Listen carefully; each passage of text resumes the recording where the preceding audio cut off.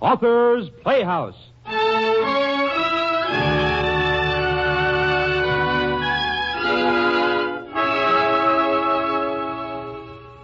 Presenting Lafcadio Hearn's moving story of immortal sacrifice, The Soul of the Great Bell.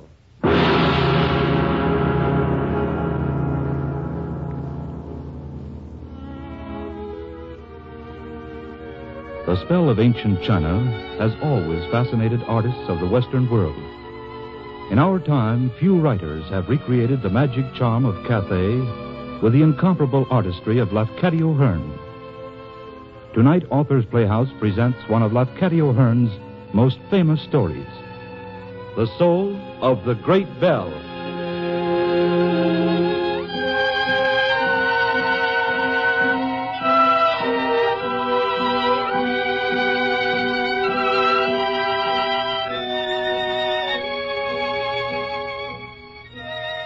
The water clock marks the hour in the Ta Chung Za, in the tower of the great bell.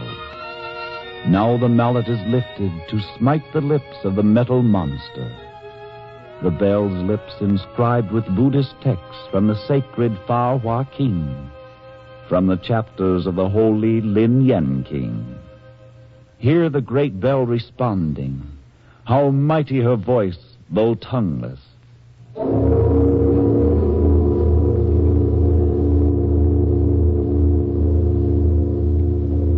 All the little dragons on the high-tilted eaves of the green roofs shiver to the tips of their gilded tails under that deep wave of sound.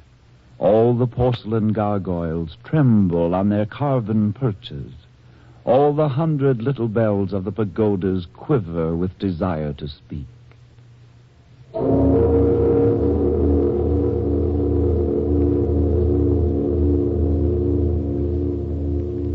And after each huge shock, how wondrous the multiple echo and the great golden moan. And at last the sudden sibilant sobbing in the ears, when the immense tone faints away in broken whispers of silver, as though a woman should whisper, Hi. Even so the great bell hath sounded every day for well nigh 500 years. Kon Yai, first with stupendous clang, then with immeasurable moan of gold, then with silver murmuring of Hi.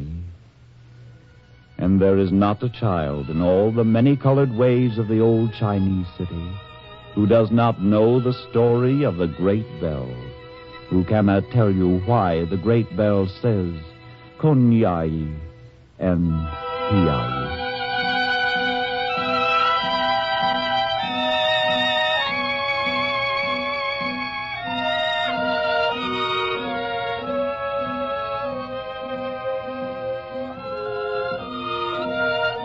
Now, this is the story of the great bell in the Ta Chung Za, as the same is related in the Pei Hia Tu Chu, written by the learned Yu Pao Tsen of the city of Kwang Cha Fu.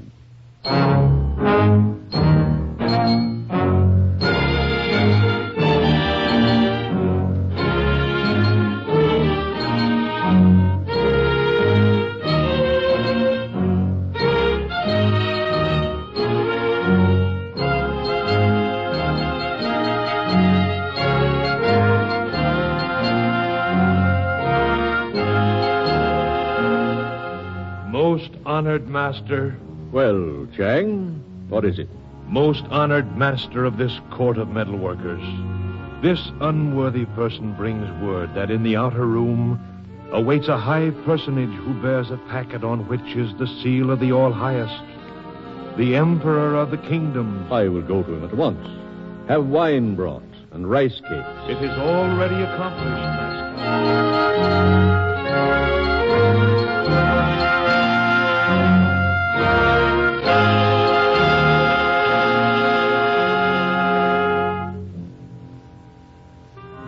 Welcome in the unworthy house of this humble molder of metals. I bow before the most worthy official, Kuan Yu. My simple abode is not fit for the messenger of the celestially august Emperor of the Kingdoms. To your skilled hand I bring the command of the mighty Yang Lo, of the illustrious Ming Dynasty. I prostrate myself before the hand and seal of the all-highest Emperor of the Kingdoms. See that the word of the Emperor of the Kingdoms is brought to pass in the smallest detail, O caster of molten metal. It shall be as the Emperor commands. Will not the honorable bearer of the imperial word wait to partake of my unworthy wine? At the risk of not fulfilling the 7 courtesies of hospitality, Kuan Yu, this low person must continue on his way. But the honor of your offer will be remembered. May I conduct you to the gate? It is not necessary. On the business of the Emperor of the Kingdoms, one's feet have wings. Farewell. May the gods speed you on your august way. I bow. Farewell.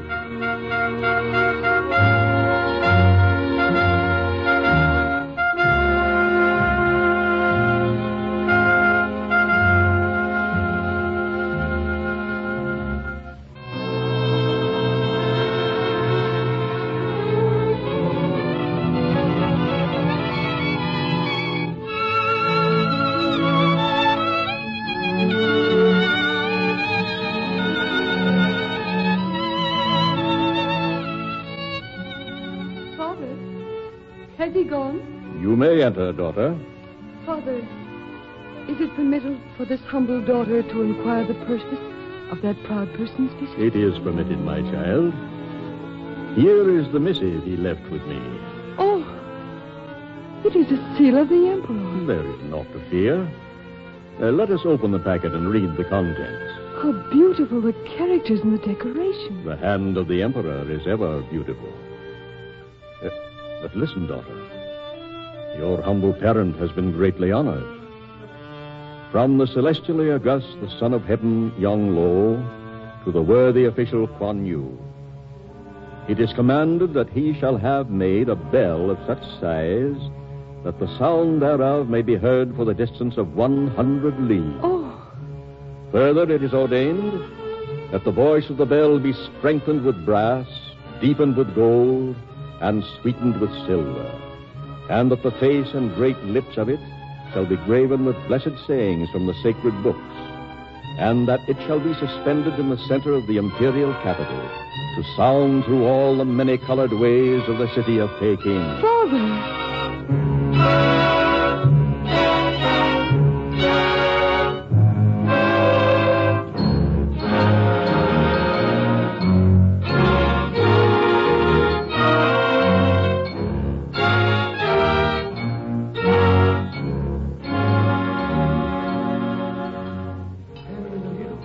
Handle carefully. Keep the fire even. Steady. Handle not so roughly.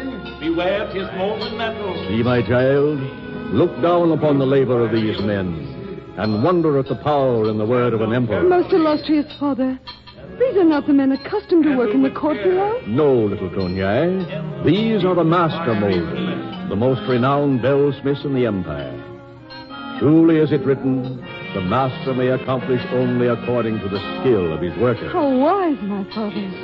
Most worthy Kuan Yu, the mold is prepared. The metals are fused in the melting pot. Master, we are ready to cast. Father, I It fear. is but the roar of the boiling metal that frightens you, my The child. crucible is so huge. It seems filled with liquid flame. That is right, my child. And the flame roars as the elements boil and fuse together. Now watch, little Tonyai. Watch the creation of a mighty voice that shall be heard over 100 leagues. You may pour the alloy into the mold, my master.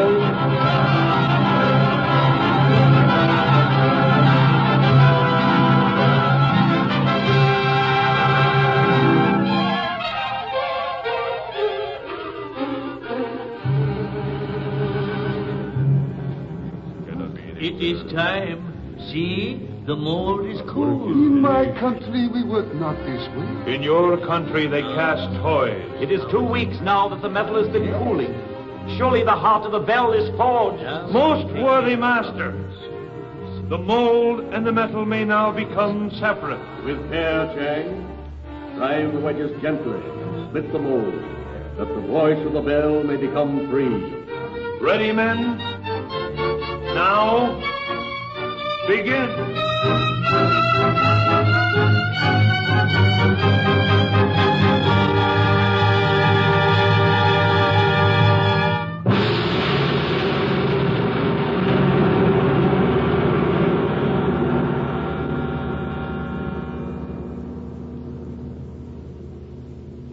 Father, the bell is misshapen.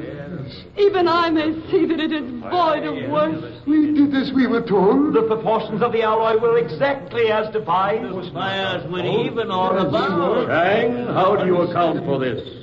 Most worthy master, it is beyond the comprehension of this humble artisan. Come closer. Examine for yourself. See the crack from lip to dome. The lips are warped, slagged, split. There is no uniformity. My masters, It is not masters, the fault is not yours. It is that the metals have rebelled, one against the other.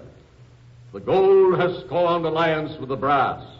The silver would not mix with the molten iron. Let the molds be prepared once more, and the fires rekindled. Let the work begin again.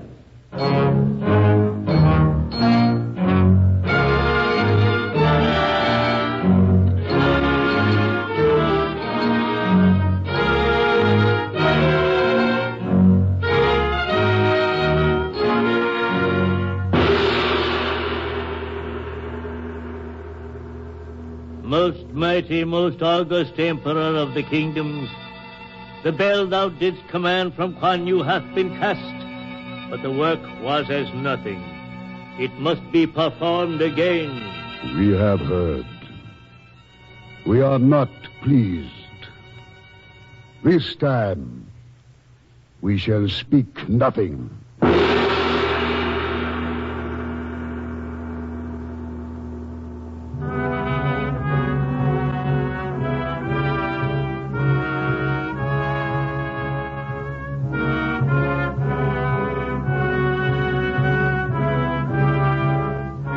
A second time the fires roared. A second time the metal swirled and simmered in the boiling cauldron. And finally, a second time the bell is cast, the wedges inserted in the mold. easy. This time we must not fail. Gently.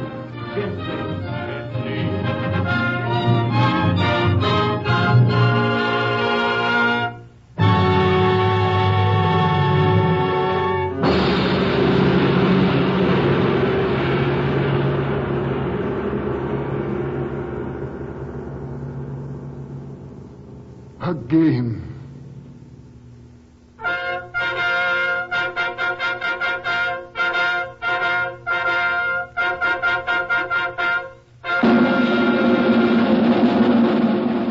From the mighty Long Yo, the celestial and august, Kuan Yu and Fu Yin, twice thou hast betrayed the trust we have deigned to place with thee.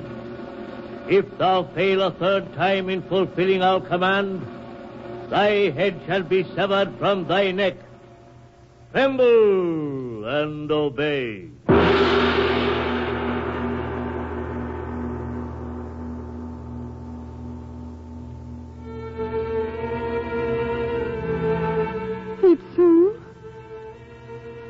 It's soon. Yes, come to me. I cannot sleep. It's soon. What is it, little one? Why does not sleep come to your weary eyelids? Rest cannot come before mine eyes until the fate which o'erhangs my father has been safely put away. There is naught for a daughter to do save pray the gods that harm will not befall her. Nurse, you do not understand.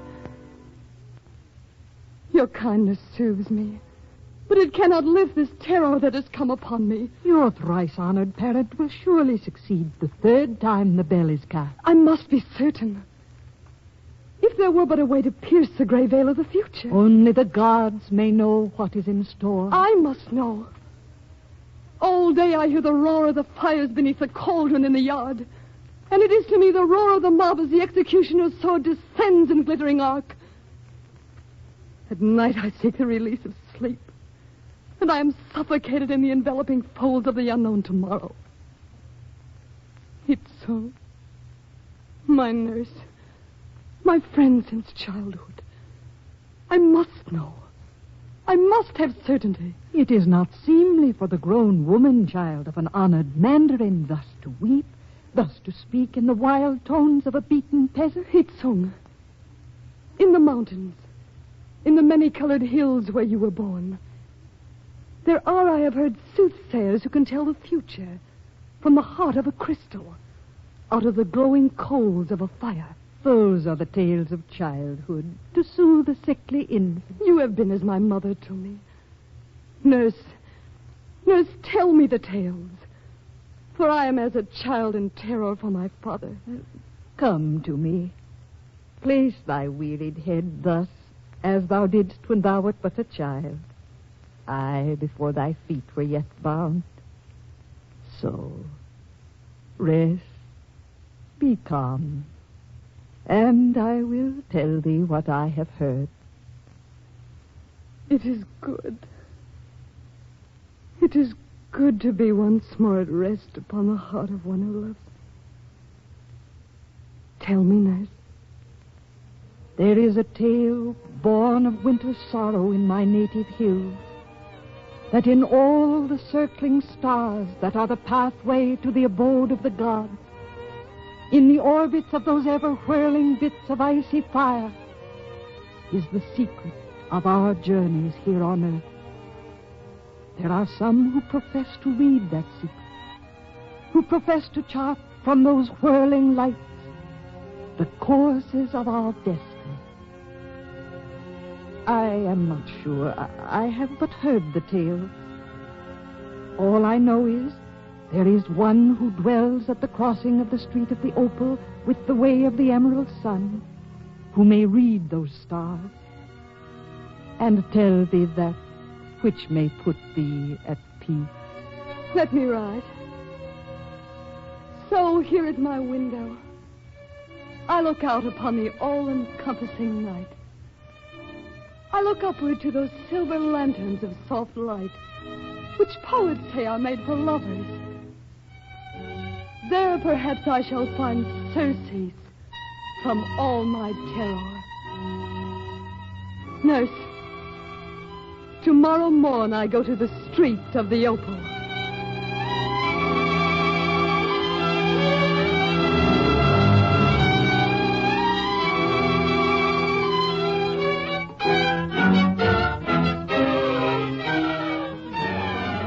Be the doorway, Itzung. Your most honored father would not be pleased. We will say no more. This is what I must do. It is not a savory place for the daughter of a mandarin. The marketplaces of China are filled with the perfume of life. Let me go. But not alone, my mistress. This is something I must do alone, Itzung. The daughter of my ancestors lacks not in courage. I shall await you on the doorstep. Make haste before our absence becomes too prolonged. Let it be so. Pull the bell cord. A place with such a sound cannot be evil. Deign to cross my unworthy threshold, beauteous lady. How can you tell I am beauteous? My veils are well placed, astrologer. The grace of your bearing, harbingers of beauty, my mistress. I shall enter your establishment, O purveyor of the gracious spoken word. I bow. I am 7 times honored. My thanks, reader of the stars. A moment, and I will loose these veils. Now I am twice honored by the presence of so much beauty and by the person of the daughter of the great Kuan Yu, the Huyin. How do you know me? The words of the poet do not pass through the street of the opal unheeded, my lady. I am deeply honored. I have come to borrow your wisdom, astrologer. For wisdom, the price is never small, my lady. I will pay a great price for the answer to my question. Even 100 pieces of silver, mistress? Even 100 pieces of silver? What is your question, daughter of the mandarin? By what means may my father be saved? Your honored parents task is indeed great. For this answer there are many calculations to be made. Time is passing with every drop that leaves the water clock, astrologer. Within the space of but 2 hours, the fiery liquid will be poured into the mold. I will make haste. First, incense for the placating of the gods.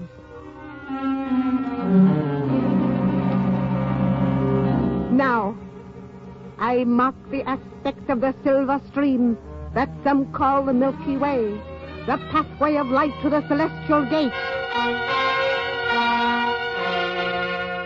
Now, upon this chart, I examine the signs of the zodiac, the Huang Tao, or the Yellow Road. And now...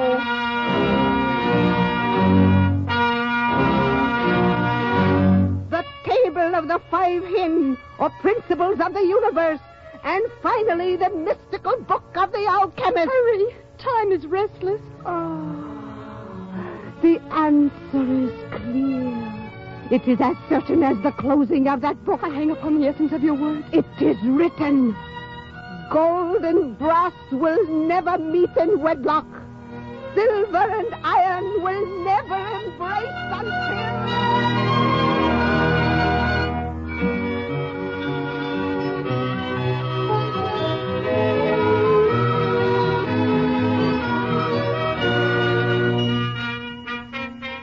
Hurry, nurse, hurry.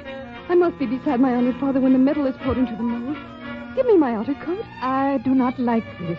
Wedding garments on such a day. And what can be more fitting? Today gold will wed with silver, brass with iron. The red garments of the bride are for the eyes of the bridegroom, and there is no bridegroom. The liquid in the water clock runs out. My slippers, Itsu. Here, as you wish it. My mother's slippers. From the day of her wedlock. How tiny. They fit almost into the palm of my unworthy hand. I think I love them more than any other thing that I possess. You are sentimental and you tease by turns. What did the evil person of the street of the Opal say to you? I know the secret of my father's future. Come, Itsu. I am ready. Am I not beautiful? You are more lovely than the red lily that grows by the streams in my native hill. Come, Itsu. My father waits.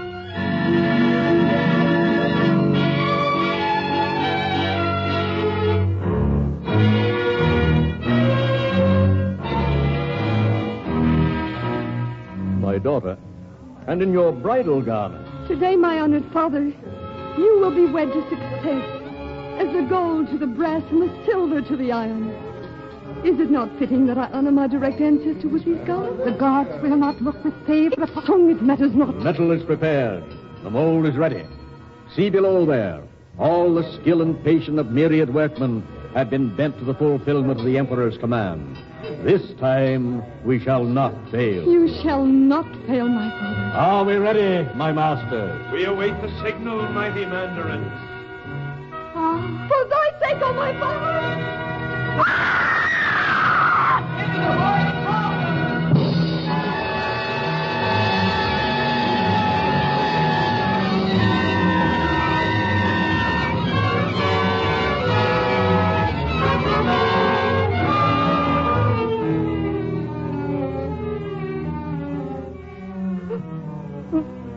What hold you there?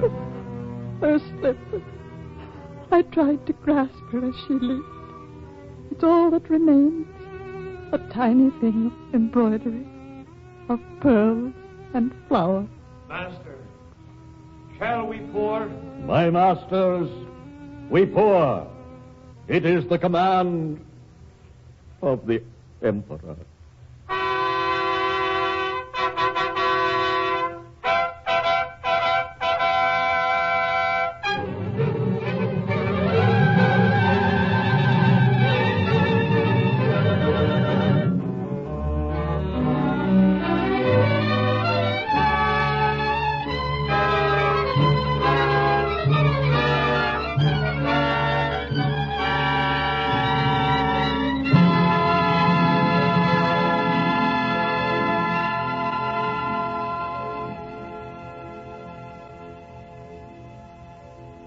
Master. The bell is true, perfect. I see. I see the gold is wedded brass, and the silver embraced iron. The bell is suspended. It is ready, Master. Let the bell be struck. It has a mighty voice, though tongueless. The Emperor will be pleased.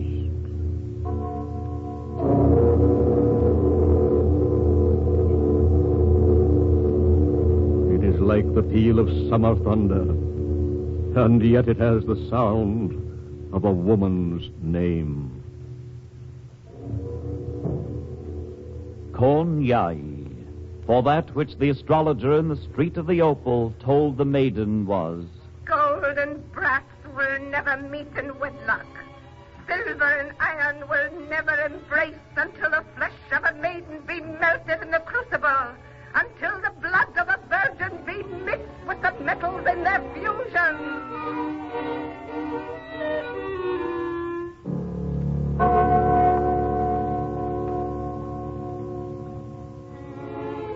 and to this day, well nigh 500 years, between each mighty stroke there is a long, low moaning heard, and ever the moaning ends with a sound of sobbing and complaining, as though a weeping woman should murmur, Hi. And still, when the people hear that great golden moan, they keep silence.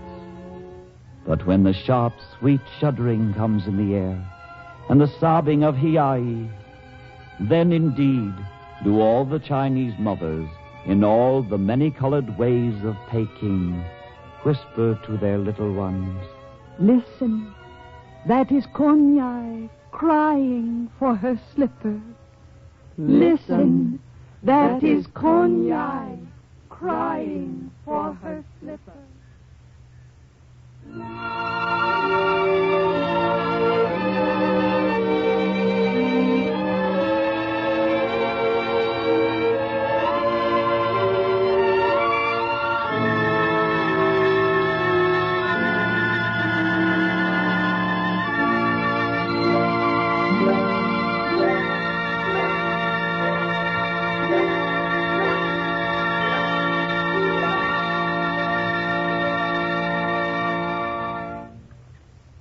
You have heard The Soul of the Great Bell, taken from Lafcadio Hearn's Chinese Ghosts, and adapted for Authors Playhouse by Ira Marion.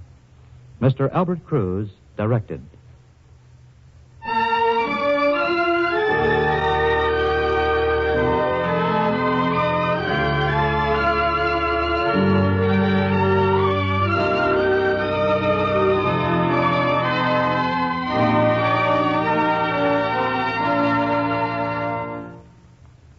Miss Eloise Comer was heard as Kon Yai, Mr. Frederick Sullivan as Kuan, and Mr. William Everett was the narrator.